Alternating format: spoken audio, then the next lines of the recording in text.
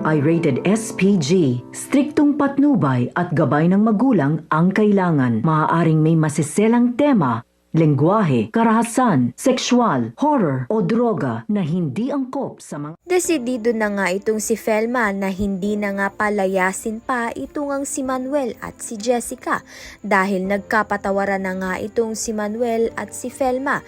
Dahil dito ay galit na galit naman nga itong si Andrea at nawawala na nga siya ng respeto para sa kanyang magulang.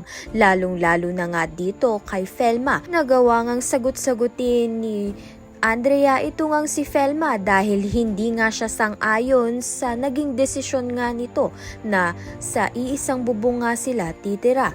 Sa kabilang banda naman nga nalaman na nga ni Hazel na nakatira nga itong si Manuel at si Jessica sa bahay nga nila.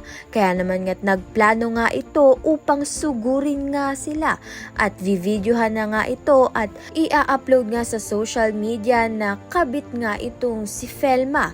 Dahil dito ay masisira na naman nga ang negosyo ni Felma dahil nga sa paninirang ginawa nga nito ni Hazel. Kaya naman nga yan at iba pa ang dapat nating pakaabangan. Maraming salamat sa iyong panonood.